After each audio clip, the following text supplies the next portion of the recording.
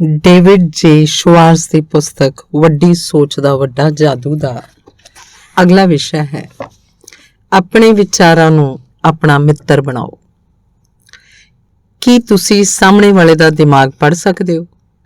ਕਿਸੇ ਦੇ ਵਿਚਾਰਾਂ ਨੂੰ ਪੜ੍ਹਨਾ ਕੋਈ ਔਖਾ ਕੰਮ ਨਹੀਂ ਹੈ। ਤੁਸੀਂ ਇਸ ਕੰਮ ਨੂੰ ਜਿੰਨਾ ਔਖਾ ਸਮਝਦੇ ਹੋ, ਇਹ ਦਰਅਸਲ ਉਸ ਨਾਲੋਂ ਬੜਾ ਸੌਖਾ ਹੈ। ਸ਼ਾਇਦ ਤੁਸੀਂ ਇਸ ਬਾਰੇ ਠੀਕ ਤਰ੍ਹਾਂ ਸੋਚਿਆ ਨਹੀਂ, ਪਰ ਇਹ ਸੱਚ ਹੈ ਕਿ ਤੁਸੀਂ ਹਰ ਦਿਨ ਦੂਜਿਆਂ ਦੇ ਵਿਚਾਰਾਂ ਨੂੰ ਪੜ੍ਹਦੇ ਹੋ ਤੇ ਤੁਸੀਂ ਆਪਣੇ ਆਪ ਦੇ ਵਿਚਾਰਾਂ ਨੂੰ ਵੀ ਪੜ੍ਹਦੇ ਹੋ। ਅਸੀਂ ਇਸ ਤਰ੍ਹਾਂ ਕਿਵੇਂ ਕਰਦੇ ਹਾਂ? ਇਸ ਤਰ੍ਹਾਂ ਆਪਣੇ ਆਪ ਹੁੰਦਾ ਹੈ ਤੇ ਅਸੀਂ ਰਵੱਈਏ ਮਤਲਬ ਐਟੀਟਿਊਡ ਦੇ ਮੁਲਾਂਕਣ ਨਾਲ ਇਸ ਤਰ੍ਹਾਂ ਕਰ ਸਕਦੇ ਹਾਂ। ਤੁਸੀਂ ਉਹ ਗਾਣਾ ਸੁਣਿਆ, I love you ਕਹਿਣ ਦੇ ਲਈ ਭਾਸ਼ਾ ਜਾਣਨ ਦੀ ਕੋਈ ਲੋੜ ਨਹੀਂ। You don't need to know the language to say you are in love। ਇਹ ਪ੍ਰਸਿੱਧ ਗਾਣਾ ਬਿੰਗ ਕ੍ਰਾਸਬੀ ਨੇ ਕੁਝ ਸਾਲ ਪਹਿਲਾਂ ਗਾਇਆ ਸੀ। ਇਸ ਆਮ ਜਿਹੇ ਗਾਣੇ 'ਚ ਮਨੋਵਿਗਿਆਨ ਦੀ ਸਾਰੀ ਕਿਤਾਬ ਦਾ ਸਾਰ ਹੈ।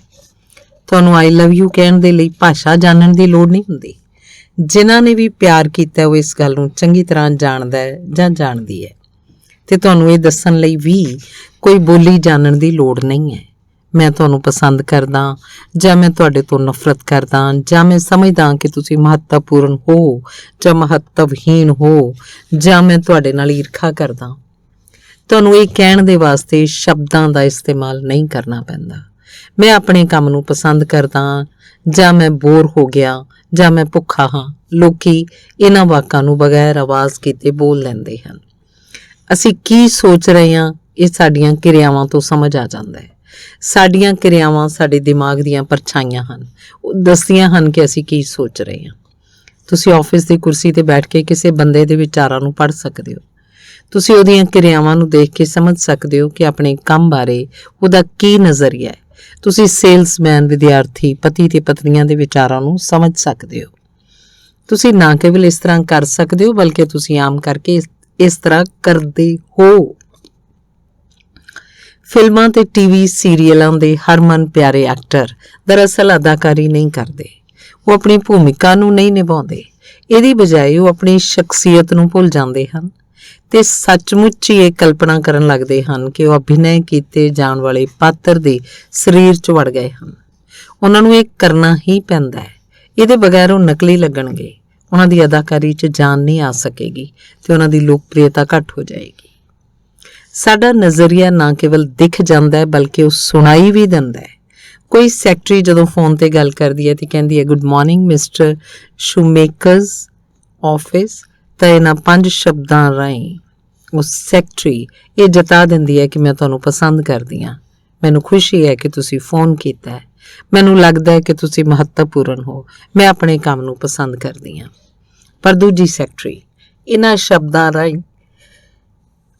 ਇਹ ਬੋਲਦੀ ਹੋਈ ਪ੍ਰਤੀਤ ਹੋ ਸਕਦੀ ਹੈ, ਤੁਸੀਂ ਮੈਨੂੰ ਪਰੇਸ਼ਾਨ ਕਰ ਰਹੇ ਹੋ। ਕਿੰਨਾ ਚੰਗਾ ਹੁੰਦਾ ਜੇ ਤੁਹਾਡਾ ਫੋਨ ਨਾ ਆਇਆ ਹੁੰਦਾ। ਮੈਂ ਆਪਣੇ ਕੰਮ ਤੋਂ ਬੋਰ ਹੋ ਗਈ ਹਾਂ ਤੇ ਮੈਂ ਇਹੋ ਜਿਹੇ ਲੋਕਾਂ ਨੂੰ ਪਸੰਦ ਨਹੀਂ ਕਰਦੀ ਜਿਹੜੇ ਮੈਨੂੰ ਪਰੇਸ਼ਾਨ ਕਰਨ। ਕਿਰਿਆਵਾਂ ਨਾਲ, ਆਵਾਜ਼ ਦੀ ਟੋਨ ਤੋਂ ਤੇ ਆਵਾਜ਼ ਦੇ ਉਤਾਰ ਚੜ੍ਹਾਅ ਨਾਲ ਅਸੀਂ ਕਿਸੇ ਦੇ ਵੀ ਰਵੱਈਏ ਨੂੰ ਸਮਝ ਜਾਂਦੇ ਹਾਂ। ਇਹਦਾ ਕੀ ਕਾਰਨ ਹੈ? ਆਦਮੀ ਦੇ ਇਤਿਹਾਸ ਵਿੱਚ ਬੋਲਣ ਵਾਲੀ ਭਾਸ਼ਾ ਦਾ ਜਨਮ ਤਾਂ ਹਾਲ ਹੀ ਵਿੱਚ ਹੋਇਆ ਹੈ। ਜੇ ਅਸੀਂ ਕਾਲ ਚੱਕਰ ਦੇ ਹਿਸਾਬ ਨਾਲ ਵੇਖੀਏ ਤਾਂ ਪੂਰੇ ਇਤਿਹਾਸ ਦੀ ਘੜੀ ਤੇ ਮਾਣ ਨਾਲ ਬੰਦੇ ਨੇ ਇਸੇ ਸਵੇਰ ਨੂੰ ਬੋਲਣਾ ਸ਼ੁਰੂ ਕੀਤਾ ਹੈ। ਬੋਲੀ ਦੇ ਜਨਮ ਤੋਂ ਪਹਿਲਾਂ ਕਰੋੜਾਂ ਸਾਲਾਂ ਤੋਂ ਇਨਸਾਨ ਕੇਵਲ ਆਵਾਜ਼, ਇਸ਼ਾਰਿਆਂ ਤੇ ਕਿਰਿਆਵਾਂ ਨਾਲ ਆਪਣੀ ਗੱਲ ਕਹਿੰਦਾ ਆਇਆ ਹੈ। ਕਰੋੜਾਂ ਸਾਲਾਂ ਤੱਕ ਇਨਸਾਨ ਦੂਜੇ ਇਨਸਾਨਾਂ ਦੇ ਨਾਲ ਸੂਚਨਾਵਾਂ ਦੇ ਆਦਾਨ ਪ੍ਰਦਾਨ ਲਈ ਸ਼ਬਦਾਂ ਦਾ ਇਸਤੇਮਾਲ ਨਹੀਂ ਸੀ ਕਰਦਾ, ਬਲਕਿ ਆਪਣੇ ਸਰੀਰ, ਆਪਣੇ ਚਿਹਰੇ ਦੇ ਹਾਵ ਭਾਵ ਤੇ ਆਪਣੀ ਆਵਾਜ਼ ਦਾ ਇਸਤੇਮਾਲ ਕਰਿਆ ਕਰਦਾ ਸੀ। ਤੇ ਅਸੀਂ ਅੱਜ ਵੀ ਆਪਣੇ ਨਜ਼ਰੀਏ ਤੇ ਆਪਣੀਆਂ ਭਾਵਨਾਵਾਂ ਨੂੰ ਵਿਅਕਤ ਕਰਨ ਲਈ ਇਹਨਾਂ ਦਾ ਇਸਤੇਮਾਲ ਕਰਦੇ ਹਾਂ। ਬੱਚਿਆਂ ਦੇ ਨਾਲ ਵਿਹਾਰ ਕਰਦੇ ਵਕਤ ਸਾਡੇ ਕੋਲ ਸਿੱਧੇ ਸਰੀਰਕ ਸਪਰਸ਼ ਤੋਂ ਇਲਾਵਾ ਕੇਵਲ ਆਵਾਜ਼, ਹਾਵ ਭਾਵ ਤੇ ਸਰੀਰਕ ਗਤੀਵਿਧੀਆਂ ਹੀ ਤਾਂ ਸੰਚਾਰ ਦਾ ਮਾਧਿਅਮ ਹਨ। ਤੇ ਬੱਚਿਆਂ ਵਿੱਚ ਇਹੋ ਜਿਹੀ 6ਵੀਂ ਇੰਦਰੀ ਹੁੰਦੀ ਹੈ ਕਿ ਉਹ ਅਸਲੀ ਤੇ ਨਕਲੀ ਦੇ ਵਿਚਕਾਰਲੇ ਫਰਕ ਨੂੰ ਛੇਤੀ ਸਮਝ ਜਾਂਦੇ ਹਨ। ਪ੍ਰੋਫੈਸਰ ਇਰਵਿਨ ਐਚ ਸ਼ੈਲ, ਜਿਹੜਾ ਲੀਡਰਸ਼ਿਪ ਤੇ ਅਮਰੀਕਾ ਦਾ ਬਹੁਤ ਵੱਡਾ ਮਾਹਿਰ ਹੈ, ਕਹਿੰਦਾ ਹੈ ਸੱਚ ਕਿਹਾ ਜਾਏ ਤਾਂ ਉਪਲਬਧੀ ਦੇ ਲਈ ਸਹੂਲਤਾਂ ਜਾਂ ਯੋਗਤਾਵਾਂ ਤੋਂ ਇਲਾਵਾ ਕਿਸੇ ਹੋਰ ਚੀਜ਼ ਦੀ ਵੀ ਲੋੜ ਹੁੰਦੀ ਹੈ।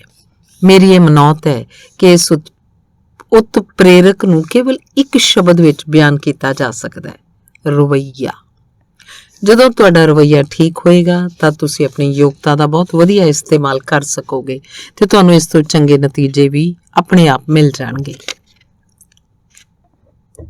ਰਵੱਈਏ ਤੋਂ ਫਰਕ ਪੈਂਦਾ ਹੈ। ਸਹੀ ਰਵੱਈਏ ਵਾਲਾ ਸੇਲਸਮੈਨ ਆਪਣੇ ਨਿਸ਼ਾਨਿਆਂ ਨੂੰ ਪ੍ਰਾਪਤ ਹੀ ਨਹੀਂ ਕਰਦਾ, ਬਲਕਿ ਉਹ ਤੋਂ ਵੀ ਅੱਗੇ ਨਿਕਲ ਜਾਂਦਾ ਹੈ। ਸਹੀ ਰਵੱਈਏ ਵਾਲਾ ਵਿਦਿਆਰਥੀ ਪ੍ਰੀਖਿਆ 'ਚ ਫਸਟ ਡਿਵੀਜ਼ਨ ਲਿਆਉਂਦਾ ਹੈ। ਸਹੀ ਰਵੱਈਏ ਵਾਲੀ ਜੋੜੀ ਸੁਖੀ ਵਿਆਹਤਾ ਜ਼ਿੰਦਗੀ ਬਿਤਾਉਂਦੀ ਹੈ। ਠੀਕ ਰਵੱਈਏ ਤੋਂ ਤੁਸੀਂ ਹਰ ਤਰ੍ਹਾਂ ਦੇ ਹਾਲਾਤ ਵਿੱਚ ਜਿੱਤ ਸਕਦੇ ਹੋ। ਇਹਨਾਂ ਤਿੰਨਾਂ ਰਵੱਈਆਂ ਨੂੰ ਵਿਕਸਿਤ ਕਰੋ। ਇਹਨਾਂ ਨੂੰ ਆਪਣੇ ਹਰ ਕੰਮ 'ਚ ਦੋਸਤ ਬਣਾਓ। ਪਹਿਲਾ, ਮੇਰੇ ਅੰਦਰ ਉਤਸ਼ਾਹ ਹੈ ਦਾ ਰਵੱਈਆ ਵਿਕਸਿਤ ਕਰਨਾ। ਦੂਸਰਾ, ਤੁਸੀਂ ਮਹੱਤਵਪੂਰਨ ਹੋ ਦਾ ਰਵੱਈਆ ਵਿਕਸਿਤ ਕਰਨਾ। ਤੀਸਰਾ, ਸੇਵਾ ਭਾਵ ਦਾ ਰਵੱਈਆ ਵਿਕਸਿਤ ਕਰਨਾ। ਹੁਣ ਅਸੀਂ ਦੇਖਦੇ ਹਾਂ ਕਿ ਕਿਵੇਂ ਕੀਤਾ ਜਾ ਸਕਦਾ ਹੈ। ਸਾਲਾਂ ਪਹਿਲੇ ਜਦੋਂ ਮੈਂ ਕਾਲਜ 'ਚ ਸੀ, ਮੈਂ ਅਮਰੀਕੀ ਇਤਿਹਾਸ ਦੀ ਕਲਾਸ 'ਚ ਆਪਣਾ ਨਾਂ ਲਿਖਾਇਆ। ਮੈਨੂੰ ਉਹ ਕਲਾਸ ਬੜੀ ਚੰਗੀ ਤਰ੍ਹਾਂ ਯਾਦ ਹੈ, ਇਸ ਲਈ ਨਹੀਂ ਕਿਉਂਕਿ ਉੱਥੇ ਮੈਂ ਅਮਰੀਕਨ ਇਤਿਹਾਸ ਬਾਰੇ ਬੜਾ ਕੁਝ ਸਿੱਖਿਆ, ਬਲਕਿ ਇਸ ਵਾਸਤੇ ਕਿਉਂਕਿ ਉੱਥੇ ਮੈਂ ਸਫਲ ਜੀਵਨ ਦੇ ਵਾਸਤੇ ਬੁਨਿਆਦੀ ਅਸੂਲ ਸਿੱਖਿਆ। ਦੂਜਿਆਂ ਵਿੱਚ ਉਤਸ਼ਾਹ ਭਰਨ ਲਈ ਪਹਿਲਾਂ ਆਪਣੇ ਆਪ 'ਚ ਉਤਸ਼ਾਹ ਭਰੋ। ਇਤਿਹਾਸ ਦੀ ਕਲਾਸ ਬਹੁਤ ਵੱਡੀ ਸੀ ਤੇ ਇੱਕ ਵੱਡੇ ਹਾਲ 'ਚ ਲੱਗਿਆ ਕਰਦੀ ਸੀ। ਪ੍ਰੋਫੈਸਰ ਅਧਖੜ ਤੇ ਬੜੇ ਗਿਆਨੀ ਸਨ, ਪਰ ਉਹਨਾਂ ਦੇ ਲੈਕਚਰ ਬਹੁਤ ਬੋਰਿੰਗ ਹੋਇਆ ਕਰਦੇ ਸਨ। ਇਤਿਹਾਸ ਨੂੰ ਜੀਵੰਤ ਤੇ ਰੌਚਕ ਵਿਸ਼ੇ ਦੇ ਰੂਪ ਵਿੱਚ ਪੜ੍ਹਾਉਣ ਦੀ ਬਜਾਏ ਉਹ ਸਾਨੂੰ ਤੱਥਾਂ ਤੇ ਤਰੀਕਾਂ ਗਣਾਉਂਦੇ ਰਹਿੰਦੇ ਸੀ। ਮੈਨੂੰ ਇਹ ਦੇਖ ਕੇ ਹੈਰਾਨੀ ਹੁੰਦੀ ਸੀ ਕਿ ਉਹ ਇੰਨੇ ਰੌਚਕ ਵਿਸ਼ੇ ਨੂੰ ਇੰਨੇ ਬੁਰੇ ਢੰਗ ਨਾਲ ਕਿਸ ਤਰ੍ਹਾਂ ਪੜ੍ਹਾ ਲੈਂਦੇ ਹੈ, ਪਰ ਉਹ ਇਸ ਤਰ੍ਹਾਂ ਕਰ ਲੈਂਦੇ ਸੀ। ਤੁਸੀਂ ਵੀ ਸਮਝ ਸਕਦੇ ਹੋ ਕਿ ਪ੍ਰੋਫੈਸਰ ਦੀ ਬੋਰੀਅਤ ਭਰੀਆਂ ਗੱਲਾਂ ਦਾ ਵਿਦਿਆਰਥੀਆਂ ਤੇ ਕੀ ਅਸਰ ਹੁੰਦਾ ਹੋਵੇਗਾ। ਉਹ ਜਾਂ ਤਾਂ ਗੱਲਾਂ ਕਰਿਆ ਕਰਦੇ ਸਨ ਜਾਂ ਫਿਰ ਸੌਂ ਜਾਂਦੇ ਸਨ, ਤੇ ਜਦੋਂ ਮਾਹੌਲ ਬਹੁਤ ਜ਼ਿਆਦਾ ਵਿਗੜ ਗਿਆ ਤਾਂ ਪ੍ਰੋਫੈਸਰ ਨੇ 2 ਪਹਿਰੇਦਾਰਾਂ ਨੂੰ ਤਾਇਨਾਤ ਕਰ ਦਿੱਤਾ ਤਾਂ ਜੋ ਵਿਦਿਆਰਥੀਆਂ ਨੂੰ ਗੱਲਾਂ ਕਰਨ ਜਾਂ ਸੌਣ ਤੋਂ ਰੋਕਿਆ ਜਾ ਸਕੇ। ਕਦੇ ਕਦਾਈ ਪ੍ਰੋਫੈਸਰ ਵਿੱਚ ਰੁਕ ਕੇ ਆਪਣੀ ਉਂਗਲ ਚੁੱਕ ਕੇ ਵਿਦਿਆਰਥੀਆਂ ਨੂੰ ਕਿਹਾ ਕਰਦੇ ਸਨ, ਮੈਂ ਤੁਹਾਨੂੰ ਸਾਰਿਆਂ ਨੂੰ ਚੇਤਾਵਨੀ ਦਿੰਦਾ, ਮੇਰੀਆਂ ਗੱਲਾਂ ਧਿਆਨ ਨਾਲ ਸੁਣੋ। ਤੁਸੀਂ ਸਾਰੇ ਗੱਲਾਂ ਕਰਨੀਆਂ ਬੰਦ ਕਰਕੇ ਮੇਰਾ ਲੈਕਚਰ ਸੁਣੋ। ਇਸ ਨਾਲ ਵਿਦਿਆਰਥੀਆਂ ਤੇ ਕੋਈ ਖਾਸ ਅਸਰ ਨਹੀਂ ਸੀ ਹੁੰਦਾ, ਕਿਉਂਕਿ ਇਹਨਾਂ ਵਿੱਚੋਂ ਕਈ ਵਿਦਿਆਰਥੀ ਤਾਂ ਹਾਲ ਹੀ ਵਿੱਚ ਹੋਈ ਜੰਗ ਤੋਂ ਮੁੜੇ ਸਨ ਤੇ ਉਹਨਾਂ ਨੇ ਟਾਪੂਆਂ ਤੇ ਜੰਗੀ ਹਵਾਈ ਜਹਾਜ਼ਾਂ 'ਚ ਇਤਿਹਾਸ ਰਚਿਆ ਸੀ। ਜਦੋਂ ਮੈਂ ਉੱਥੇ ਬੈਠਾ ਇਹ ਸੋਚ ਰਿਹਾ ਸੀ ਕਿ ਜਿਸ ਵਿਸ਼ੇ ਨੂੰ ਇੰਨੇ ਵਧੀਆ ਤਰੀਕੇ ਨਾਲ ਪੜ੍ਹਾਇਆ ਜਾ ਸਕਦਾ ਹੈ, ਉਹਨੂੰ ਇਹ ਪ੍ਰੋਫੈਸਰ ਇੰਨੇ ਬੁਰੇ ਤਰੀਕੇ ਨਾਲ ਕਿਉਂ ਪੜ੍ਹਾ ਰਿਹਾ ਹੈ, ਤੇ ਮੇਰੇ ਦਿਮਾਗ 'ਚ ਸਵਾਲ ਆਇਆ, ਵਿਦਿਆਰਥੀ ਪ੍ਰੋਫੈਸਰ ਦੀਆਂ ਗੱਲਾਂ 'ਚ ਦਿਲਚਸਪੀ ਕਿਉਂ ਨਹੀਂ ਲੈ ਰਹੇ ਹਨ। ਜਵਾਬ ਇੱਕਦਮ ਮਿਲ ਗਿਆ। ਵਿਦਿਆਰਥੀਆਂ ਨੂੰ ਪ੍ਰੋਫੈਸਰ ਦੀਆਂ ਗੱਲਾਂ 'ਚ ਕੋਈ ਦਿਲਚਸਪੀ ਇਸ ਕਰਕੇ ਨਹੀਂ ਸੀ ਕਿਉਂਕਿ ਆਪਣੇ ਲੈਕਚਰ ਜਾਂ ਆਪਣੇ ਵਿਸ਼ੇ 'ਚ ਪ੍ਰੋਫੈਸਰ ਦੀ ਕੋਈ ਦਿਲਚਸਪੀ ਨਹੀਂ ਸੀ। ਉਹ ਇਤਿਹਾਸ ਪੜ੍ਹਾਉਂਦੇ ਪੜ੍ਹਾਉਂਦੇ ਬੋਰ ਹੋ ਚੁੱਕੇ ਸੀ ਤੇ ਇਹ ਸਾਫ਼ ਵੀ ਨਜ਼ਰ ਆਉਂਦਾ ਸੀ। ਦੂਜਿਆਂ ਨੂੰ ਉਤਸ਼ਾਹਿਤ ਕਰਨ ਲਈ ਤੁਹਾਨੂੰ ਪਹਿਲਾਂ ਆਪਣੇ ਆਪ ਨੂੰ ਉਤਸ਼ਾਹਿਤ ਕਰਨਾ ਪਏਗਾ। ਸਾਲਾਂ ਤੱਕ ਮੈਂ ਇਸ ਸਿਧਾਂਤ ਨੂੰ ਸੈਂਕੜਿਆਂ ਹਾਲਾਤਾਂ 'ਚ ਅਜ਼ਮਾਇਆ ਹੈ। ਹਰ ਵਾਰ ਇਹ ਸੱਚ ਸਾਬਤ ਹੋਇਆ ਹੈ, ਜਿਸ ਇਨਸਾਨ 'ਚ ਉਤਸ਼ਾਹ ਨਹੀਂ ਹੁੰਦਾ ਉਹ ਦੂਜਿਆਂ ਨੂੰ ਉਤਸ਼ਾਹਿਤ ਨਹੀਂ ਕਰ ਸਕਦਾ, ਪਰ ਜਿਹੜਾ ਉਤਸ਼ਾਹੀ ਹੁੰਦਾ ਉਹਦੇ ਪਿੱਛੇ ਛੇਤੀ ਬਹੁਤੇ ਉਤਸ਼ਾਹੀ ਸ਼ਰਧਾਲੂ ਇਕੱਤਰ ਹੋ ਜਾਂਦੇ ਹਨ। ਉਤਸ਼ਾਹੀ ਸੇਲਸਮੈਨ ਨੂੰ ਇਸ ਬਾਰੇ ਫਿਕਰ ਨਹੀਂ ਹੋਣੀ ਚਾਹੀਦੀ ਕਿ ਉਹਦੇ ਗਾਹਕਾਂ ਵਿੱਚ ਉਤਸ਼ਾਹ ਦੀ ਕਮੀ ਹੋ ਸਕਦੀ ਹੈ। ਉਤਸ਼ਾਹੀ ਟੀਚਰ ਨੂੰ ਉਤਸ਼ਾਹਹੀਣ ਵਿਦਿਆਰਥੀਆਂ ਦੇ ਬਾਰੇ ਕੋਈ ਫਿਕਰ ਨਹੀਂ ਕਰਨਾ ਪੈਂਦਾ। ਉਤਸ਼ਾਹਿਤ ਧਰਮ ਉਪਦੇਸ਼ਕ ਆਲਸੀ ਭੀੜ ਨੂੰ ਵੇਖ ਕੇ ਕਦੀ ਦੁਖੀ ਨਹੀਂ ਹੁੰਦਾ।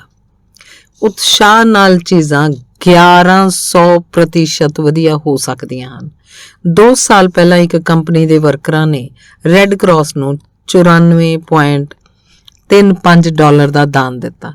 ਇਸ ਸਾਲ ਉਹਨਾਂ ਹੀ ਵਰਕਰਾਂ ਨੇ ਤਕਰੀਬਨ $1,100 ਦਾਨ ਦਿੱਤੇ, ਜਿਹੜੇ ਪਿਛਲੀ ਵਾਰੀ ਦੀ ਰਕਮ ਤੋਂ 1100% ਜ਼ਿਆਦਾ ਸਨ। ਜਿਸ ਕਪਤਾਨ ਨੇ $94.35 ਦਾ ਚੰਦਾ ਦਿੱਤਾ ਸੀ ਉਸ ਵਿੱਚ ਉਤਸ਼ਾਹ ਨਹੀਂ ਸੀ। ਉਹਨੇ ਇਸ ਤਰ੍ਹਾਂ ਦੀਆਂ ਗੱਲਾਂ ਕਹੀਆਂ, ਮੈਨੂੰ ਲੱਗਦਾ ਹੈ ਕਿ ਇਹ ਇੱਕ ਮਹੱਤਵਪੂਰਨ ਸੰਸਥਾ ਹੈ, ਮੇਰਾ ਇਸ ਨਾਲ ਕਦੇ ਸਿੱਧਾ ਸਰੋਕਾਰ ਨਹੀਂ ਰਿਹਾ। ਇਹ ਇੱਕ ਵੱਡਾ ਸੰਗਠਨ ਹੈ ਤੇ ਇਹ ਅਮੀਰ ਲੋਕਾਂ ਤੋਂ ਕਾਫੀ ਚੰਦਾ ਲੈਂਦਾ ਹੈ, ਇਸ ਲਈ ਮੈਨੂੰ ਨਹੀਂ ਲੱਗਦਾ ਕਿ ਤੁਹਾਡੇ ਯੋਗਦਾਨ ਨਾਲ ਕੋਈ ਯੋਗਦਾਨ ਨਾਲ ਕੋਈ ਖਾਸ ਫਰਕ ਪੈਣ ਵਾਲਾ ਹੈ। ਜੇਕਰ ਤੁਸੀਂ ਦਾਨ ਕਰਨਾ ਚਾਹੁੰਦੇ ਹੋ ਤਾਂ ਮੇਰੇ ਨਾਲ ਸੰਪਰਕ ਕਰ ਲੈਣਾ। ਇਸ ਬੰਦੇ ਨੇ ਕਿਸੇ ਨੂੰ ਰੈੱਡ ਕਰਾਸ 'ਚ ਸ਼ਾਮਲ ਹੋਣ ਲਈ ਪ੍ਰੇਰਿਤ ਨਹੀਂ ਕੀਤਾ। ਇਸ ਸਾਲ ਦਾ ਚੰਦਾ ਲੈਣ ਵਾਲਾ ਜ਼ਰਾ ਵੱਖਰੀ ਕਿਸਮ ਦਾ ਸੀ। ਉਸ 'ਚ ਉਤਸ਼ਾਹ ਸੀ। ਉਹਨੇ ਇਤਿਹਾਸ 'ਚੋਂ ਕਈ ਉਦਾਹਰਨਾਂ ਦੇ ਕੇ ਲੋਕਾਂ ਨੂੰ ਦੱਸਿਆ ਕਿ ਰੈੱਡ ਕਰਾਸ ਮੁਸੀਬਤ ਵੇਲੇ ਕਿਵੇਂ ਇਨਸਾਨਾਂ ਦੀ ਸਹਾਇਤਾ ਕਰਦੀ ਹੈ। ਉਹਨੇ ਦੱਸਿਆ ਕਿ ਰੈੱਡ ਕਰਾਸ ਹਰ ਆਦਮੀ ਦੇ ਦਾਨ ਦੇ ਸਹਾਰੇ ਚੱਲਦੀ ਹੈ। ਉਹਨੇ ਵਰਕਰਾਂ ਨੂੰ ਦੱਸਿਆ ਕਿ ਰੈੱਡ ਕਰਾਸ ਨੂੰ ਉਨਾ ਹੀ ਦਾਨ 'ਚ ਦੇਣ ਜਿੰਨਾ ਕਿ ਉਹ ਆਪਣੇ ਮੁਸੀਬਤ 'ਚ ਫਸੇ ਗੁਆਂਢੀ ਦੀ ਸਹਾਇਤਾ ਲਈ ਦੇਣਗੇ। ਉਹਨੇ ਕਿਹਾ, ਦੇਖੋ ਰੈੱਡ ਕਰਾਸ ਨੇ ਹੁਣ ਤਾਈਂ ਕੀ ਕੀਤਾ ਹੈ। ਧਿਆਨ ਦਿਓ, ਉਹਨੇ ਤਰਲਾ ਨਹੀਂ ਕੀਤਾ, ਭੀਖ ਨਹੀਂ ਮੰਗੀ। ਉਹਨੇ ਇਹ ਨਹੀਂ ਕਿਹਾ ਕਿ ਮੈਨੂੰ ਤੁਹਾਡੇ 'ਚੋਂ ਹਰ ਆਦਮੀ ਤੋਂ ਇੰਨੇ ਡਾਲਰ ਚਾਹੀਦੇ। ਉਹਨੇ ਰੈੱਡ ਕਰਾਸ ਦੇ ਮਹੱਤਵ ਦੇ ਬਾਰੇ ਉਤਸ਼ਾਹ ਨਾਲ ਦੱਸਿਆ। ਇਸ ਤੋਂ ਬਾਅਦ ਉਹਨੂੰ ਸਫਲਤਾ ਆਪਣੇ ਆਪ ਮਿਲ ਗਈ। ਇੱਕ ਪਲ ਲਈ ਤੁਸੀਂ ਆਪਣੇ ਕਿਸੇ ਇਹੋ ਜਿਹੇ ਕਲੱਬ ਜਾਂ ਸੰਗਠਨ ਦੇ ਬਾਰੇ ਸੋਚੋ ਜਿਹੜਾ ਕਮਜ਼ੋਰ ਹੋ ਚੁੱਕਿਆ ਹੋਵੇ। ਸ਼ਾਇਦ ਇਹਨੂੰ ਸਰਗਰਮ ਕਰਨ ਲਈ ਉਤਸ਼ਾਹ ਦੀ ਲੋੜ ਹੋਵੇ। ਜਿੰਨਾ ਉਤਸ਼ਾਹ ਹੋਏਗਾ ਨਤੀਜਾ ਉਨਾ ਹੀ ਮਿਲੇਗਾ। ਉਤਸ਼ਾਹ ਦਾ ਮਤਲਬ ਹੁੰਦਾ ਹੈ ਇਹ ਕਿੰਨਾ ਵਧੀਆ ਹੈ। ਇੱਥੇ 3 ਕਦਮਾਂ ਦਾ ਤਰੀਕਾ ਦੱਸਿਆ ਜਾ ਰਿਹਾ ਜਿਹੜਾ ਉਤਸ਼ਾਹ ਦੀ ਸ਼ਕਤੀ ਨੂੰ ਵਿਕਸਿਤ ਕਰਨ 'ਚ ਤੁਹਾਡੀ ਸਹਾਇਤਾ ਕਰੇਗਾ। ਪਹਿਲਾ, ਗਹਿਰਾਈ ਵਿੱਚ ਜਾਓ। ਇਹ ਛੋਟਾ ਜਿਹਾ ਪ੍ਰਯੋਗ ਕਰੋ। 2 ਇਹੋ ਜਿਹੀਆਂ ਚੀਜ਼ਾਂ ਦੇ ਬਾਰੇ ਸੋਚੋ ਜਿਨ੍ਹਾਂ 'ਚ ਤੁਹਾਡੀ ਬਿਲਕੁਲ ਹੀ ਦਿਲਚਸਪੀ ਨਹੀਂ ਜਾਂ ਬਹੁਤ ਘੱਟ ਦਿਲਚਸਪੀ ਹੈ, ਜਿਵੇਂ ਤਾਸ਼ ਦੇ ਪੱਤੇ, ਕਿਸੇ ਖਾਸ ਕਿਸਮ ਦਾ ਸੰਗੀਤ, ਕੋਈ ਖੇਡ। ਹੁਣ ਆਪਣੇ ਆਪ ਨੂੰ ਪੁੱਛੋ, ਮੈਂ ਇਹਨਾਂ ਚੀਜ਼ਾਂ ਬਾਰੇ ਕਿੰਨਾ ਜਾਣਦਾ? 100 ਵਿੱਚੋਂ 99 ਮਾਮਲਿਆਂ 'ਚ ਤੁਹਾਡਾ ਜਵਾਬ ਹੋਏਗਾ ਜ਼ਿਆਦਾ ਨਹੀਂ। ਮੈਂ ਇਹ ਪ੍ਰਵਾਨ ਕਰਦਾ ਕਿ ਕਈ ਸਾਲਾਂ ਤੱਕ ਮੈਨੂੰ ਮਾਡਰਨ ਚਿੱਤਰਕਾਰੀ ਵਿੱਚ ਕੋਈ ਦਿਲਚਸਪੀ ਨਹੀਂ ਸੀ। ਮੈਨੂੰ ਮਾਡਰਨ ਚਿੱਤਰਕਾਰੀ 'ਚ ਕੁਝ ਆਡੀਆਂ ਟੇਢੀਆਂ ਲਕੀਰਾਂ ਹੀ ਦਿਸਿਆ ਕਰਦੀਆਂ ਸਨ। ਪਰ ਉਦੋਂ ਹੀ ਮੇਰੇ ਇੱਕ ਚਿੱਤਰਕਾਰ ਦੋਸਤ ਨੇ ਮੈਨੂੰ ਮਾਡਰਨ ਚਿੱਤਰਕਾਰੀ ਦੀ ਜਾਣਕਾਰੀ ਦਿੱਤੀ। ਸੱਚਮੁੱਚ ਮੈਂ ਜਿੰਨਾ ਇਹਦੀ ਗਹਿਰਾਈ 'ਚ ਗਿਆ, ਮੈਂ ਪਾਇਆ ਕਿ ਬਹੁਤ ਦਿਲਚਸਪ ਹੈ। ਇਸ ਅਭਿਆਸ 'ਚ ਉਤਸ਼ਾਹ ਵਧਾਉਣ ਦੀ ਇੱਕ ਹੋਰ ਮਹੱਤਵਪੂਰਨ ਕੁੰਜੀ ਹੈ। ਉਤਸ਼ਾਹਿਤ ਹੋਣ ਲਈ ਉਸ ਚੀਜ਼ ਦੇ ਬਾਰੇ ਜ਼ਿਆਦਾ ਜਾਣੋ ਜਿਹਦੇ ਬਾਰੇ ਤੁਹਾਡੇ ਅੰਦਰ ਘੱਟ ਉਤਸ਼ਾਹ ਹੋਵੇ। ਹੋ ਸਕਦਾ ਹੈ ਤੁਸੀਂ ਵੀ ਭੌਰਿਆਂ ਵਿੱਚ ਜ਼ਿਆਦਾ ਦਿਲਚਸਪੀ ਲਓ, ਪਰ ਜੇਕਰ ਤੁਸੀਂ ਭੌਰਿਆਂ ਦਾ ਅਧਿਐਨ ਕਰੋ, ਇਹ ਪਤਾ ਕਰੋ ਕਿ ਕਿੰਨੀ ਭਲਾਈ ਕਰਦੇ ਹੈ, ਉਹ ਕਿਸ ਤਰ੍ਹਾਂ ਦੂਜੇ ਭੌਰਿਆਂ ਨਾਲ ਸੰਪਰਕ ਜੋੜਦੇ ਹੈ, ਉਹ ਕਿਸ ਤਰ੍ਹਾਂ ਸੰਤਾਨ ਪੈਦਾ ਕਰਦੇ ਹੈ, ਉਹ ਸਰਦੀਆਂ 'ਚ ਕਿੱਥੇ ਰਹਿੰਦੇ ਹੈ। ਜੇ ਤੁਸੀਂ ਭੌਰਿਆਂ ਦੇ ਬਾਰੇ ਮਿਲ ਸਕਣ ਵਾਲੀ ਸਾਰੀ ਦਿਲਚਸਪੀ ਹਾਸਲ ਕਰੋਗੇ ਤਾਂ ਤੁਸੀਂ ਪਾਓਗੇ ਕਿ ਭੌਰਿਆਂ 'ਚ ਤੁਹਾਡੀ ਦਿਲਚਸਪੀ ਸੱਚਮੁੱਚ ਹੀ ਵੱਧ ਗਈ ਹੈ। ਮੈਂ ਇਸ ਗੱਲ ਦੀ ਟ੍ਰੇਨਿੰਗ ਦਿੰਦਾ ਕਿ ਗਹਿਰਾਈ 'ਚ ਜਾਣ ਦੀ ਤਕਨੀਕ ਨਾਲ ਉਤਸ਼ਾਹ ਕਿਸ ਤਰ੍ਹਾਂ ਵਿਕਸਿਤ ਕੀਤਾ ਜਾ ਸਕਦਾ ਹੈ। ਟ੍ਰੇਨਿੰਗ ਦੇਣ ਵੇਲੇ ਮੈਂ ਗ੍ਰੀਨ ਹਾਊਸ ਦਾ ਉਦਾਹਰਨ ਦਿੰਦਾ। ਮੈਂ ਸਮੂਹ ਤੋਂ ਇਉਂ ਹੀ ਪੁੱਛ ਲੈਣਾ, ਕੀ ਤੁਹਾਡੇ ਵਿੱਚੋਂ ਕੋਈ ਗ੍ਰੀਨ ਹਾਊਸ ਬਣਾਉਣ ਤੇ ਵੇਚਣ 'ਚ ਦਿਲਚਸਪੀ ਰੱਖਦਾ ਹੈ? ਮੈਂ ਅੱਜ ਤਾਈਂ ਇਹਦੇ ਜਵਾਬ 'ਚ ਹਾਂ ਨਹੀਂ ਸੁਣਿਆ। ਫਿਰ ਮੈਂ ਸਮੂਹ ਨੂੰ ਦੱਸਦਾ ਕਿ ਜਿਵੇਂ ਜਿਵੇਂ ਸਾਡਾ ਜੀਵਨ ਸਤਰ ਵੱਧਦਾ ਜਾ ਰਿਹਾ ਹੈ, ਲੋਕ ਆਪਣੀਆਂ ਬੁਨਿਆਦੀ ਲੋੜਾਂ ਤੋਂ ਬਾਹਰ ਦੀਆਂ ਚੀਜ਼ਾਂ 'ਚ ਜ਼ਿਆਦਾ ਦਿਲਚਸਪੀ ਲੈਣ ਲੱਗੇ ਹਨ। ਅਮਰੀਕਾ ਦੀ ਕੋਈ ਵੀ ਔਰਤ ਆਪਣੇ ਘਰ ਵਿੱਚ ਸੰਤਰੇ ਜਾਂ ਆਰਕਿਡ ਦੇ ਦਰਖਤ ਲਾ ਕੇ ਖੁਸ਼ ਹੋਏਗੀ। ਮੈਂ ਦੱਸਦਾ ਕਿ ਜੇਕਰ ਲੱਖਾਂ ਪਰਿਵਾਰ ਪ੍ਰਾਈਵੇਟ ਸਵਿਮਿੰਗ ਪੂਲ ਬਣਵਾ ਸਕਦੇ ਹਨ ਤਾਂ ਕਰੋੜਾਂ ਲੋਕ ਪੱਕੇ ਤੌਰ ਤੇ ਗ੍ਰੀਨ ਹਾਊਸ ਵੀ ਖਰੀਦ ਸਕਦੇ ਹਨ, ਕਿਉਂਕਿ ਗ੍ਰੀਨ ਹਾਊਸ ਦੀ ਲਾਗਤ ਸਵਿਮਿੰਗ ਪੂਲ ਦੀ ਤੁਲਨਾ ਵਿੱਚ ਬਹੁਤ ਘੱਟ ਹੁੰਦੀ ਹੈ। ਮੈਂ ਉਹਨਾਂ ਨੂੰ ਦੱਸਦਾ ਕਿ ਜੇਕਰ ਤੁਸੀਂ 50 ਵਿੱਚੋਂ ਇੱਕ ਪਰਿਵਾਰ ਨੂੰ ਵੀ $600 ਦਾ ਗ੍ਰੀਨ ਹਾਊਸ ਵੇਚ ਲੈਂਦੇ ਹੋ ਤਾਂ ਤੁਹਾਡਾ $600 ਮਿਲੀਅਨ ਦਾ ਬਿਜ਼ਨਸ ਖੜਾ ਹੋ ਜਾਏਗਾ। ਸ਼ਾਇਦ ਬੂਟਿਆਂ ਤੇ ਬੀਜਾਂ ਦੀ ਮੰਗ ਦੀ ਪੂਰਤੀ ਵਾਸਤੇ ਤੁਸੀਂ ਹੋਰ ਕੋਈ $250 ਮਿਲੀਅਨ ਦਾ ਵੱਖਰਾ ਉਦਯੋਗ ਲਾ ਲਓਗੇ। ਇਸ ਅਭਿਆਸ ਦੇ ਨਾਲ ਇੱਕ ਦਿੱਕਤ ਹੁੰਦੀ ਹੈ ਕਿ 10 ਮਿੰਟ ਪਹਿਲਾਂ ਤੱਕ ਜਿਹੜਾ ਸਮੂਹ ਗ੍ਰੀਨ ਹਾਊਸ ਦੇ ਬਾਰੇ ਬਿਲਕੁਲ ਹੀ ਦਿਲਚਸਪੀ ਨਹੀਂ ਸੀ ਦਿਖਾ ਰਿਹਾ, ਹੁਣ ਉਹ ਇੰਨੀ ਦਿਲਚਸਪੀ ਲੈਣ ਲੱਗਦਾ ਹੈ ਕਿ ਅਗਲੇ ਵਿਸ਼ੇ ਤੇ ਜਾਣਾ ਹੀ ਨਹੀਂ ਚਾਹੁੰਦਾ। ਦੂਜੇ ਲੋਕਾਂ 'ਚ ਆਪਣਾ ਉਤਸ਼ਾਹ ਵਧਾਉਣ ਲਈ ਵੀ ਗਹਿਰਾਈ 'ਚ ਜਾਣ ਦੀ ਤਕਨੀਕ ਦਾ ਇਸਤੇਮਾਲ ਕਰੋ। ਸਾਹਮਣੇ ਵਾਲੇ ਬੰਦੇ ਦੇ ਬਾਰੇ ਸਾਰੀ ਜਾਣਕਾਰੀ ਇਕੱਤਰ ਕਰੋ। ਉਹ ਕੀ ਕਰਦਾ ਹੈ, ਉਹਦਾ ਪਰਿਵਾਰ, ਉਹਦਾ ਪਿਛੋਕੜ, ਉਹਦੇ ਵਿਚਾਰ ਤੇ ਅਭਿਲਾਸ਼ਾਵਾਂ, ਤੇ ਤੁਸੀਂ ਪਾਓਗੇ ਕਿ ਉਸ 'ਚ ਤੁਹਾਡੀ ਦਿਲਚਸਪੀ ਤੇ ਉਤਸ਼ਾਹ ਵੱਧ ਰਿਹਾ ਹੈ। ਤੁਸੀਂ ਹੋਰ ਗਹਿਰਾਈ 'ਚ ਜਾਓਗੇ ਤਾਂ ਪੱਕੇ ਤੌਰ ਤੇ ਸਾਂਝੀ ਦਿਲਚਸਪੀ ਦੇ ਵਿਸ਼ੇ ਮਿਲ ਜਾਣਗੇ। ਹੋਰ ਗਹਿਰਾਈ 'ਚ ਜਾਓਗੇ ਤਾਂ ਤੁਹਾਨੂੰ ਆਖਰਕਾਰ ਇੱਕ ਬਹੁਤ ਹੀ ਦਿਲ ਖਿੱਚਵਾਂ ਇਨਸਾਨ ਦਿਖ ਜਾਏਗਾ। ਗਹਿਰਾਈ 'ਚ ਜਾਣ ਦੀ ਤਕਨੀਕ ਨਵੀਆਂ ਥਾਵਾਂ ਪ੍ਰਤੀ ਵੀ ਉਤਸ਼ਾਹ ਪੈਦਾ ਕਰ ਸਕਦੀ ਹੈ।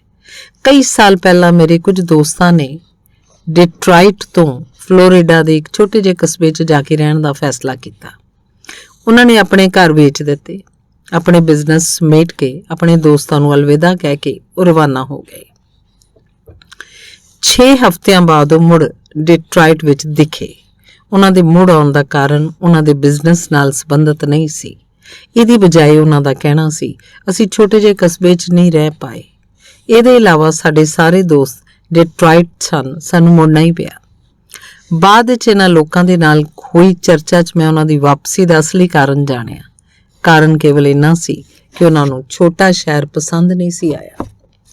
ਕੁਝ ਦਿਨਾਂ ਦੇ ਬਸੇਰੇ 'ਚ ਉਹਨਾਂ ਨੇ ਉਸ ਜਗ੍ਹਾ ਦਾ ਉੱਪਰਲੇ ਤੌਰ 'ਤੇ ਮੁਆਇਨਾ ਕੀਤਾ। ਉੱਥੇ ਦਾ ਇਤਿਹਾਸ, ਭਵਿੱਖ ਦੀਆਂ ਯੋਜਨਾਵਾਂ, ਉੱਥੋਂ ਦੇ ਲੋਕ, ਉਹਨਾਂ ਦਾ ਸਰੀਰ ਤਾਂ ਫਲੋਰੀਡਾ 'ਚ ਰਹਿ ਰਿਹਾ ਸੀ, ਪਰ ਉਹ ਆਪਣਾ ਦਿਲ ਡਿਟਰਾਇਟ 'ਚ ਛੱਡ ਆਏ ਸਨ। ਮੈਂ ਦਰਜਨਾਂ ਐਗਜ਼ੀਕਿਊਟਿਵਾਂ, ਇੰਜੀਨੀਅਰਾਂ ਤੇ ਸੇਲਸਮੈਨਾਂ ਨਾਲ ਗੱਲਾਂ ਕੀਤੀਆਂ, ਜਿਨ੍ਹਾਂ ਨੂੰ ਉਹਨਾਂ ਦੀਆਂ ਕੰਪਨੀਆਂ ਦੂਜੀਆਂ ਥਾਵਾਂ 'ਤੇ ਭੇਜਣਾ ਚਾਹੁੰਦੀਆਂ ਸਨ, ਪਰ ਉੱਥੇ ਨਹੀਂ ਸੀ ਜਾਣਾ ਚਾਹੁੰਦੇ। ਮੈਂ ਸ਼ਿਕਾਗੋ ਜਾਣ ਦੀ ਸੋਚ ਹੀ ਨਹੀਂ ਸਕਦਾ। ਦਿਨ 'ਚ ਕਈ ਵਾਰ ਬੋਲਿਆ ਜਾਂਦਾ ਹੈ। ਨਵੀਂ ਜਗ੍ਹਾ ਦੇ ਬਾਰੇ ਉਤਸ਼ਾਹ ਵਧਾਉਣ ਦਾ ਇੱਕ ਤਰੀਕਾ ਇਹ ਹੈ, ਨਵੇਂ ਫਿਰਕੇ ਦੀ ਗਹਿਰਾਈ 'ਚ ਜਾਣ ਦਾ ਸੰਕਲਪ ਕਰੋ। ਇਹਦੇ ਬਾਰੇ ਹਰ ਜਾਣਕਾਰੀ ਇਕੱਤਰ ਕਰੋ, ਲੋਕਾਂ ਨਾਲ ਮਿਲੋ ਜੁਲੋ।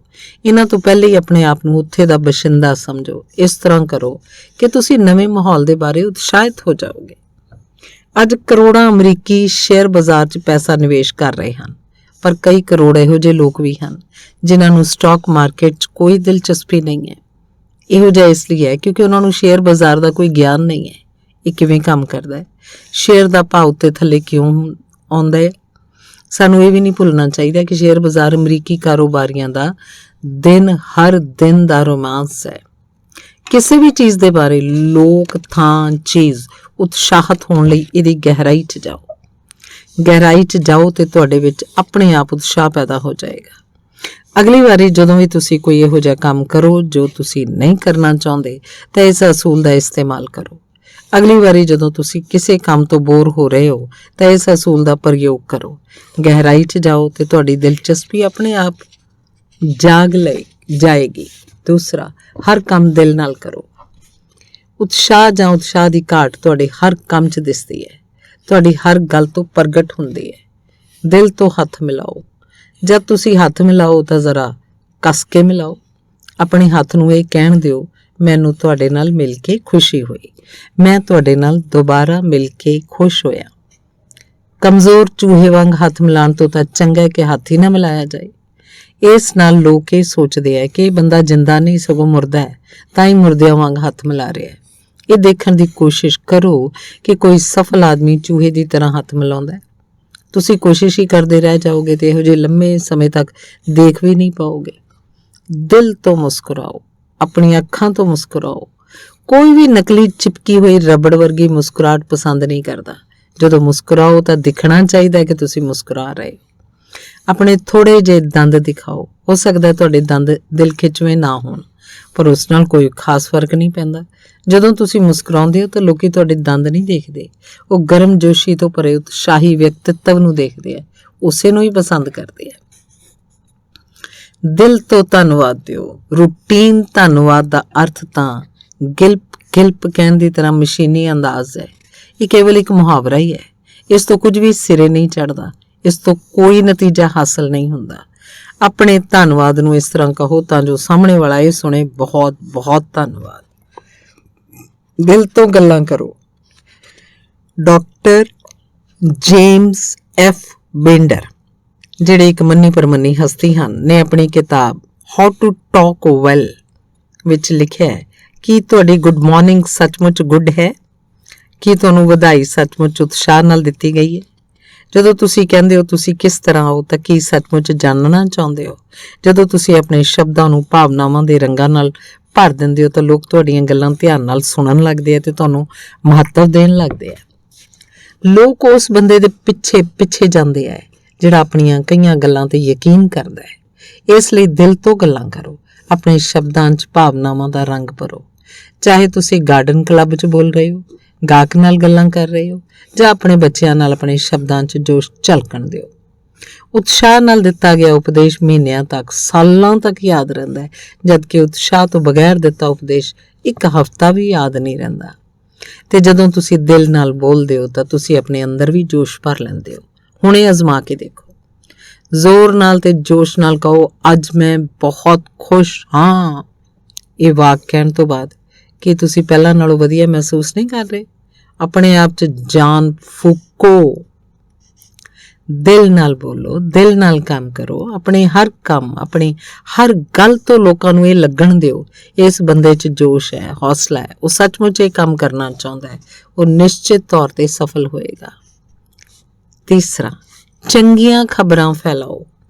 ਤੁਹਾਡੇ ਤੇ ਸਾਡੇ ਸਾਹਮਣੇ ਕਿੰਨੀ ਵਾਰੀ ਕਿਸੇ ਬੰਦੇ ਨੇ ਅਚਨਚੇਤ ਆ ਕੇ ਕਿਹਾ ਹੋਏਗਾ, ਮੈਂ ਤੁਹਾਨੂੰ ਇੱਕ ਚੰਗੀ ਖਬਰ ਸੁਣਾਉਣਾ ਚਾਹੁੰਦਾ। ਇੱਕਦਮ ਹਰ ਇੱਕ ਦਾ ਧਿਆਨ ਉਸ ਬੰਦੇ ਵੱਲ ਚਲਾ ਜਾਂਦਾ ਹੈ।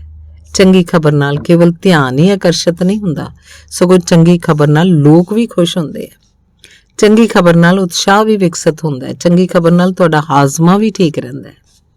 ਕਿਉਂਕਿ ਚੰਗੀ ਖਬਰ ਸੁਣਾਉਣ ਵਾਲਿਆਂ ਦੇ ਮੁਕਾਬਲੇ ਅੱਜ ਬੁਰੀ ਖਬਰ ਸੁਣਾਉਣ ਵਾਲੇ ਜ਼ਿਆਦਾ ਹੋ ਗਏ ਹੈ, ਇਸ ਲਈ ਉਹਨਾਂ ਦੇ ਬਹਿਕਾਵੇ 'ਚ ਨਾ ਆਓ। ਅੱਜ ਤੱਕ ਬੁਰੀ ਖਬਰ ਸੁਣਾ ਕੇ ਕਿਸੇ ਨੇ ਵੀ ਕੋਈ ਦੋਸਤ ਨਹੀਂ ਬਣਾਇਆ, ਕਿਸੇ ਨੇ ਵੀ ਪੈਸਾ ਨਹੀਂ ਕਮਾਇਆ, ਨਾ ਹੀ ਕਿਸੇ ਨੇ ਕੋਈ ਉਪਲਬਧੀ ਹਾਸਲ ਕੀਤੀ ਹੈ। ਆਪਣੇ ਪਰਿਵਾਰ ਨੂੰ ਚੰਗੀਆਂ ਖਬਰਾਂ ਸੁਣਾਓ, ਉਹਨਾਂ ਨੂੰ ਅੱਜ ਵਾਪਰੀਆਂ ਚੰਗੀਆਂ ਘਟਨਾਵਾਂ ਸੁਣਾਓ, ਉਹਨਾਂ ਨੂੰ ਤੁਸੀਂ ਰੌਚਕ ਚੰਗੇ ਅਨੁਭਵ ਸੁਣਾਓ ਤੇ ਬੇਸੁਆਦੀ ਘਟਨਾਵਾਂ ਨੂੰ ਦਫਨਾ ਦਿਓ। ਚੰਗੀਆਂ ਖਬਰਾਂ ਫੈਲਾਓ। ਬੁਰੀਆਂ ਖਬਰਾਂ ਫੈਲਾਉਣ ਦਾ ਕੋਈ ਫਾਇਦਾ ਨਹੀਂ। ਇਸ ਨਾਲ ਤੁਹਾਡਾ ਪਰਿਵਾਰ ਬੇਕਾਰ ਹੀ ਚਿੰਤਤ ਤੇ ਨਰਵਸ ਹੋ ਜਾਏਗਾ। ਹਰ ਦਿਨ ਘਰ ਵਿੱਚ ਸੂਰਜ ਦੀ ਰੋਸ਼ਨੀ ਲੈ ਕੇ ਜਾਓ, ਰਾਤ ਦਾ ਹਨੇਰਾ ਨਹੀਂ। ਕਦੇ ਤੁਸੀਂ ਦੇਖਿਆ ਕਿ ਬੱਚੇ ਮੌਸਮ ਦੇ ਬਾਰੇ ਕਿੰਨੀ ਘੱਟ ਸ਼ਿਕਾਇਤ ਕਰਦੇ ਆ? ਉਹਨਾਂ ਨੂੰ ਗਰਮ ਮੌਸਮ ਤੋਂ ਤਦ ਤੱਕ ਕੋਈ ਖਾਸ ਤਕਲੀਫ ਨਹੀਂ ਹੁੰਦੀ ਜਦ ਤੱਕ ਕਿ ਉਹਨਾਂ ਨੂੰ ਨਕਾਰਾਤਮਕ ਵਿਚਾਰ ਵਾਲੇ ਲੋਕ ਇਸ ਤੋਂ ਹੋਣ ਵਾਲੇ ਨੁਕਸਾਨਾਂ ਬਾਰੇ ਨਹੀਂ ਦੱਸ ਦਿੰਦੇ। ਚਾਹੇ ਮੌਸਮ ਕਿਸੇ ਤਰ੍ਹਾਂ ਦਾ ਵੀ ਹੋਵੇ, ਤੁਸੀਂ ਮੌਸਮ ਦੇ ਬਾਰੇ ਹਮੇਸ਼ਾ ਚੰਗਾ ਬੋਲਣ ਦੀ ਆਦਤ ਪਾ ਲਓ। ਮੌਸਮ ਦੇ ਬਾਰੇ ਸ਼ਿਕਾਇਤ ਕਰਨ ਨਾਲ ਤੁਹਾਡਾ ਮੂਡ ਖਰਾਬ ਹੁੰਦਾ ਹੈ, ਤੁਸੀਂ ਦੂਜਿਆਂ ਦਾ ਮੂਡ ਵੀ ਖਰਾਬ ਕਰ ਦਿੰਦੇ ਹੋ। ਤੁਸੀਂ ਕਿਸ ਤਰ੍ਹਾਂ ਮਹਿਸੂਸ ਕਰਦੇ ਹੋ, ਇਸ ਬਾਰੇ ਚੰਗੀਆਂ ਖਬਰਾਂ ਸੁਣਾਓ। ਮੈਨੂੰ ਚੰਗਾ ਲੱਗ ਰਿਹਾ ਕਹਿਣ ਵਾਲੇ ਇਨਸਾਨ ਬਣੋ। ਹਰ ਮੌਕੇ ਤੇ ਕਹੋ, ਮੈਨੂੰ ਬਹੁਤ ਚੰਗਾ ਲੱਗ ਰਿਹਾ ਹੈ। ਇਸ ਤਰ੍ਹਾਂ ਕਹਿਣ ਨਾਲ ਤੁਹਾਨੂੰ ਸੱਚਮੁੱਚ ਹੀ ਚੰਗਾ ਲੱਗਣ ਲੱਗੇਗਾ।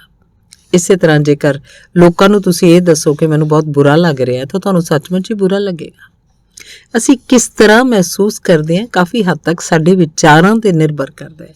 ਇਹ ਵੀ ਯਾਦ ਰੱਖੋ ਕਿ ਸਾਰੇ ਲੋਕ ਉਤਸ਼ਾਹੀ ਬੰਦਿਆਂ ਨੂੰ ਪਸੰਦ ਕਰਦੇ ਆ। ਸ਼ਿਕਾਇਤ ਕਰਨ ਵਾਲੇ ਅੱਧਮੋਏ ਲੋਕਾਂ ਦੇ ਨੇੜੇ ਤੇੜੇ ਰਹਿਣਾ ਵੀ ਕੋਈ ਪਸੰਦ ਨਹੀਂ ਕਰਦਾ। ਤੁਹਾਡੇ ਨਾਲ ਕੰਮ ਕਰਨ ਵਾਲਿਆਂ ਨੂੰ ਚੰਗੀਆਂ ਖਬਰਾਂ ਸੁਣਾਓ, ਉਹਨਾਂ ਦਾ ਉਤਸ਼ਾਹ ਵਧਾਉਂਦੇ ਰਹੋ, ਹਰ ਮੌਕੇ ਤੇ ਉਹਨਾਂ ਦੀ ਤਾਰੀਫ ਕਰਦੇ ਰਹੋ।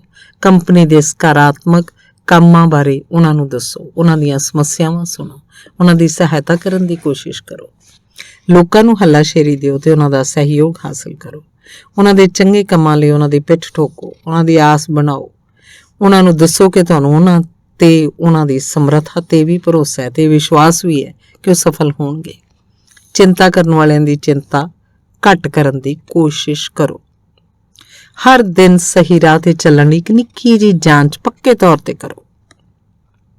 ਜਦੋਂ ਵੀ ਤੁਸੀਂ ਕਿਸੇ ਆਦਮੀ ਤੋਂ ਵਿਦਾ ਲਓ, ਆਪਣੇ ਆਪ ਨੂੰ ਪੁੱਛੋ, ਕੀ ਮੇਰੇ ਨਾਲ ਗੱਲਾਂ ਕਰਨ ਤੋਂ ਬਾਅਦ ਇਸ ਬੰਦੇ ਦਾ ਮੂਡ ਪਹਿਲਾਂ ਤੋਂ ਵਧੀਆ ਹੋਇਆ? ਇਹ ਸਵੈ ਸਿਖਲਾਈ ਦੀ ਤਕਨੀਕ ਸੱਚਮੁੱਚ ਸਫਲ ਹੁੰਦੀ ਹੈ। ਆਪਣੇ ਵਰਕਰਾਂ, ਆਪਣੇ ਸਹਿਯੋਗੀਆਂ, ਆਪਣੇ ਪਰਿਵਾਰ, ਆਪਣੇ ਗਾਹਕਾਂ, ਇੱਥੋਂ ਤੱਕ ਕਿ ਕਦੇ ਕਦਾਈ ਮਿਲਣ ਵਾਲਿਆਂ ਨਾਲ ਵੀ ਇਸ ਤਕਨੀਕ ਦਾ ਇਸਤੇਮਾਲ ਕਰੋ। ਮੇਰਾ ਇੱਕ ਸੇਲਸਮੈਨ ਮਿੱਤਰ ਚੰਗੀਆਂ ਖਬਰਾਂ ਨੂੰ ਬ੍ਰੌਡਕਾਸਟ ਕਰਦਾ ਹੈ। ਉਹ ਹਰ ਮਹੀਨੇ ਆਪਣੇ ਗਾਹਕਾਂ ਕੋਲ ਜਾਂਦਾ ਹੈ, ਉਹਨਾਂ ਨੂੰ ਨੇਮ ਨਾਲ ਕੋਈ ਨਾ ਕੋਈ ਚੰਗੀ ਖਬਰ ਸੁਣਾਉਂਦਾ ਹੈ। ਉਦਾਹਰਨ ਲਈ, ਮੈਂ ਪਿਛਲੇ ਹਫ਼ਤੇ ਤੁਹਾਡੇ ਇੱਕ ਚੰਗੇ ਦੋਸਤ ਨੂੰ ਮਿਲਿਆ, ਉਹਨੇ ਤੁਹਾਨੂੰ ਨਮਸਤੇ ਕਹਿਲਵਾਇਆ ਹੈ। ਪਿਛਲੀ ਵਾਰੀ ਮੈਂ ਜਦੋਂ ਤੁਹਾਨੂੰ ਮਿਲਿਆ ਸੀ ਉਦੋਂ ਤੋਂ ਹੁਣ ਤਾਈਂ ਬਹੁਤ ਵੱਡੇ ਬਦਲਾਅ ਹੋ ਚੁੱਕੇ ਹਨ। ਪਿਛਲੇ ਮਹੀਨੇ 3,50,000 ਬੱਚਿਆਂ ਦਾ ਜਨਮ ਹੋਇਆ ਤੇ ਜ਼ਿਆਦਾ ਬੱਚੇ ਪੈਦਾ ਹੋਣ ਦਾ ਅਰਥ ਹੈ ਕਿ ਸਾਡੇ ਦੋਨਾਂ ਲਈ ਜ਼ਿਆਦਾ ਬਿਜ਼ਨਸ। ਅਸੀਂ ਅਕਸਰ ਇਹ ਸੋਚਦੇ ਹਾਂ ਕਿ ਬੈਂਕ ਦੇ ਪ੍ਰੈਜ਼ੀਡੈਂਟ ਬਹੁਤ ਰਿਜ਼ਰਵ ਕਿਸਮ ਦੇ ਭਾਵਹੀਣ ਇਨਸਾਨ ਹੁੰਦੇ ਆ, ਪਰ ਇੱਕ ਬੈਂਕ ਪ੍ਰੈਜ਼ੀਡੈਂਟ ਇਹੋ ਜਿਹਾ ਨਹੀਂ ਸੀ। ਫੋਨ ਤੇ ਜਵਾਬ ਦੇਣ ਦਾ ਉਹਦਾ ਮਨਪਸੰਦ ਢੰਗ ਹੈ, ਗੁੱਡ ਮਾਰਨਿੰਗ, ਦੁਨੀਆ ਕਿੰਨੀ ਚੰਗੀ ਹੈ, ਕੀ ਮੈਂ ਤੁਹਾਨੂੰ ਕੁਝ ਪੈਸੇ ਉਧਾਰ ਦੇ ਸਕਦਾ? ਕਈ ਲੋਕ ਕਹਿਣਗੇ ਬੈਂਕਰ ਦੇ ਵਾਸਤੇ ਠੀਕ ਨਹੀਂ ਹੈ, ਪਰ ਮੈਂ ਇਹ ਦੱਸਦੇ ਹਾਂ ਕਿ ਜਿਹੜੇ ਬੈਂਕਰ ਇਸ ਤਰ੍ਹਾਂ ਦੀਆਂ ਗੱਲਾਂ ਕਰਦੇ ਹੈ, ਉਹਦਾ ਨਾਂ ਹੈ ਮਿਲਸ ਲੇਨ, ਜਿਹੜੇ ਸਿਟੀਜ਼ਨਸ ਐਂਡ ਸਦਰਨ ਬੈਂਕ ਦੇ ਪ੍ਰੈਜ਼ੀਡੈਂਟ ਹਨ। ਤੇ ਅਸੀਂ ਜਾਣਦੇ ਹਾਂ ਕਿ ਬੈਂਕ ਪੂਰੇ ਦੱਖਣ ਪੂਰਬ ਵਿੱਚ ਸਭ ਤੋਂ ਵੱਡਾ ਬੈਂਕ ਹੈ। ਚੰਗੀ ਖਬਰ ਦੇ ਨਤੀਜੇ ਵੀ ਚੰਗੇ ਹੁੰਦੇ ਆ, ਇਸ ਲਈ ਚੰਗੀਆਂ ਖਬਰਾਂ ਫੈਲਾਉਂਦੇ ਰਹੋ। ਇੱਕ ਬ੍ਰਸ਼ ਨਿਰਮਾਤਾ ਕੰਪਨੀ ਦੇ ਪ੍ਰੈਜ਼ੀਡੈਂਟ ਨੇ ਆਪਣੇ ਟੇਬਲ ਤੇ ਸੂਤਰ ਵਾਕ ਲਾਇਆ ਹੋਇਆ ਸੀ।